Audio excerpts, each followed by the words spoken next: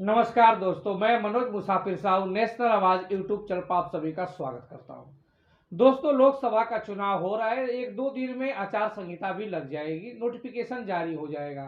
लेकिन सवाल फिर वही होता है कि आखिर में हमारा समाज जितनी आबादी रखता है, क्या उस अनुपात में उसे हिस्सेदारी मिलती है?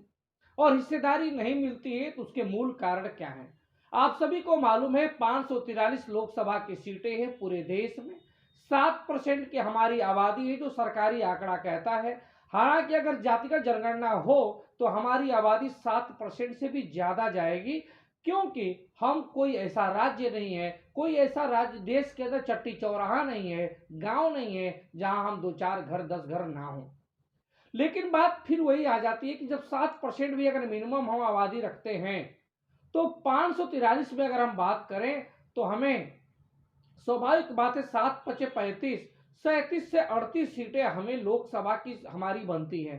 तो क्या हमारे समाज के 37 और 38 लोकसभा के सांसद बनते हैं? क्या लोकसभा के अंदर संसद भवन के अंदर हमारे समाज की नुमाइंदगी करने वाले 37 से 38 लोग जाते हैं? पहला सवाल। आपका जवाब नहीं होगा। मुश्किल से 2-3 जाते हैं, बाकी नहीं जा पाते। अब सवाल फिर ये पैदा होता है कि जब संख्या 37-38 हमारी आबादी के अनुपात पहुंचनी चाहिए थी, नहीं पहुंच पा रही है, तो क्या उसके खिलाफ हमारे समाज में कोई असंतोष पनपता है?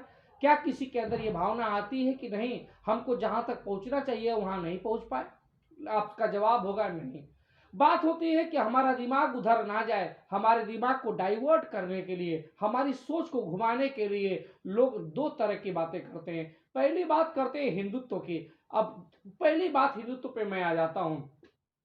तो क्या हम अगर हिंदू हैं तो हिंदू होने का पूरा दारबदार, पूरा कर्ज हमने ही उठा रखा है? आपका इसका भी जवाब चाहिए। और दूसरी चीज, हिंदू और ब्राह्मण दोनों में, ब्राह्मणवाद में और हिंदुत्व में दोनों में फर्क भी आपको समझना है।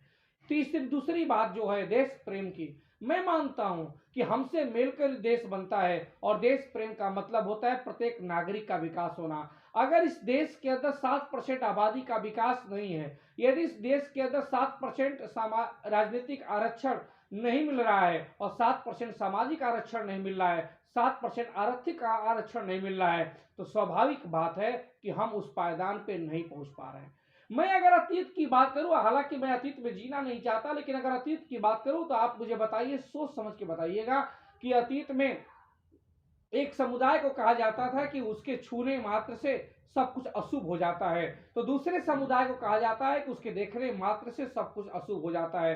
तो हम तो उस बिरादरी से थे जहां पे देखने मात्र से अशुभ हो जाता था। जिसको छूने मात्र से अशुभ हुआ उसको लोकसभा हो, विधानसभा हो, हर जगह संविधान में आरक्षण का प्रावधान किया गया, राजनीतिक आरक्षण दिया गया। लेकिन जिसको देखने मात्र से अशुभ हो जाता है, क्या उसको आज तक आरक्षण दिया गया? राजनीतिक आरक्षण हमको नहीं मिला। अगर राजनीतिक आरक्षण मिलता तो उसी अनुपात में हमारे विधायक, सांसद, मंत्री बनते, लेकिन नहीं मिला। इस कारण से हमारे लोगों पे अत्याचार, अनाचार का विधानसभा और लोकसभा में उठ नहीं पाता। अब अगली बात आपकी आता हूं कि आखिर में हम आरक्षण चाहते क्यों हैं? हम तो ठीक ठाक दुकान कर लेते हैं, व्यापार कर लेते हैं, लेकिन जब 7% आबादी का आप आंकड़ा उठा के देखेंगे दोस्तों, तो आपको दिखाई देगा कि हमारे यहाँ 90% लोग भूमिहीन हैं, जिनके पास खेती नहीं है, और 10% जिसके पास खेती है वो लोग भी तंगी हाल में जीवन व्यापन व्यतीत करते हैं। और 90% में खाली आप पाएंगे कि 1 से 2% जो हैं बड़े प्रतिष्ठान, होलसेलर के रूप में, बड़े व्यापारी के रूप में पहचान बनाए हैं। लेकिन बाकी जितने हैं सब के सब कोई जीवन यापन करने के लिए थोड़े मोड़े अपने दैनिक जो खर्चे हैं उसको निकाल पाने में ही सक्षम है। बहुत ज्यादा उनके पास अकुत संपत्ति नहीं होती। फिर बात होती है कि हमारा परिवेश, सामाजिक परिवेश भी उस मुकाम पे नहीं है कि हम चाहें तो सामान्य सीट से लड़ सकें, क्योंकि आप जानते हैं चुनाव के अंदर कैसे कैसे दबंग और अपराधी प्रवृत्ति के लोग रहते हैं। ये आंकड़ा आज की डेट में किसी छिपा नहीं है। चुनाव आयोग के पास जब प्रत्याशी जाते हैं और अपना हलफनामा प्रस्तुत करते हैं, हलफनामे देखकर ही समझ जाएंगे पार्टी चाहे कोई भी हो, लेकिन किस प्रकार के लोग जाते हैं, हम उस इन्वायरमेंट में सरवाइव नहीं कर पाते। जब हम उस इन्वायरमेंट में सर्वाइव नहीं कर पाते, आप अपने मन में दिल में सोच के बताओ कि अगर गांव में कोई चुनाव लड़ने जाओगे, ब्लॉक प्रमुखी, जिला पंचायत चेयरमैन, विधायक, सांसद, तो बताओ तुमको दबाया जाएगा कि नहीं दबाया जाएगा। लोग उल्टी सीधी बातें बता के तुम्हें हड़का के तो बैठा देंगे कि नहीं बैठा देंगे, तुम्हारे मनोबल को तोड़ देंगे कि नहीं तोड़ देंगे, और थोड़ा बहुत मनोबल बना भी लिए तो तुमको टिकट मिलेगा कि नहीं मिलेगा, इसका जवाब सोचो आप। जब जवाब ना में होगा, जब जवाब ना में होगा तो किस प्रकार से आपकी तरक्की होगी। और कांशीराम साहब ने कहा था, जिसकी राजनीतिक ताकत नहीं होगी उसको कुछ नहीं होगा। और मैं मनोज मुसाफिर उसी पे अमल करता हूं, क्योंकि कांशीराम साहब की एक लाइन है कि जिसका कोई दल नहीं उसका कोई बल नहीं, और जिसका कोई बल नहीं उसकी समस्याओं का हल नहीं। अगर हमारे पास दल नहीं है तो हमारा कोई बल नहीं है, और बल नहीं होगा तो हमारे समस्याओं का कोई हल भी नहीं हो सकता। हालांकि मुझे खुशी मिलती है कि समाज के तमाम लोग अन्य प्रांतों से मेरे पास फोन करते हैं, मेरे पास व्हाट्सएप करते हैं और तमाम तरह से बात करते हैं। कोई कहता है सर आप आगे बढ़ो, हम आर्थिक रूप से बैकअप आपको पीछे से देंगे, हम आर्थिक रूप से सपोर्ट करेंगे। वो करें ना करें ये उनकी सोच है, लेकिन हाँ, सुनने में अच्छा लगता है कि अगर कोई व्यक्ति निस्वार्थ भाव से आगे बढ़ना चाहता है, समाज की तरक्की को, दुर्दशा को बदलना चाहता है, तो स्वाभाविक बात है समाज के लोग साथ देते हैं तो एक अलग से एनर्जी मिलती है, खुशी मिलती है। स्वागत है, ऐसे ही आप लोग हौसला अफजाई करते रहिए। लेकिन फिर सवाल होता है, एक व्यक्ति से मैंने सवाल पूछा, काल्पनिक सवाल नहीं, सच्ची सवाल है, वो सामान्य वर्ग से थे। मैंने कहा यार बीपी सिंह का आप लोग सपोर्ट क्यों नहीं करते हो? विश्वनाथ प्रताप सिंह जिसने मंडल कमीशन की रिपोर्ट को लागू किया, जिसने इस देश में ओबीसी को रिजर्वेशन दिया 1990 में, 1990 में, आप लोग उसको क्यों नहीं मानते? सरकार भारत रत्न उनको क्यों नहीं देती है? उनकी जयंती या पुण्यतिथि अच्छे ढंग से सरकार क्यों नहीं सेलिब्रेट करती है? और आप लोग क्यों नहीं करते? वो तो राजा परिवार से थे, क्षत्रिय थे। उसने कहा कि मनोज मुसाफिर, तुम्हारे और हमारे में यही अंतर है कि हम लोग दिमाग से पैदल नहीं होते हैं, हम लोग मानसिक रूप से विकलांग नहीं होते हैं, हम लोग व्यक्ति को नहीं पूछते, समाज और आइडियोलॉजी को पूछते हैं। अगर बीपी सिंह ने हमारे समाज के लिए अच्छा नहीं किया है तो हम उनकी पूजा नहीं करते, उनकी चरण वंदना नहीं करते, उनका गुणगान नहीं करते। लेकिन आप लोग व्यक्ति को पूछते हो। अगर आपके समाज से कोई व्यक्ति प्रधानमंत्री बन जाए, कोई मुख्यमंत्री बन जाए, कोई विधायक बन जाए, कोई सांसद बन जाए, तो आप लोग उसका गुणगान, उसकी पूजा करने लगते हो, भले ही वो व्यक्ति आपके समाज का हित चाहता हो। लेकिन हमारे और आप में यही सबसे बड़ा डिफरेंस है। मेरी आंखें खुली की खुली रह गई। मैंने सोचा ये व्यक्ति तो सही बोल रहा है। इसके कहने का तात्पर्य था कि बीपी सिंह ने ओबीसी को रिजर्वेशन दिया, 3743 जातियों के भाग्य खोल दिया उन्होंने, लेकिन उसके कहने का मतलब था कि सामान्य वर्ग को उन्होंने नहीं दिया। इस वजह से हम सामान्य वर्ग के लोग उनको जयंती और पुण्यतिथि नहीं मिलाते।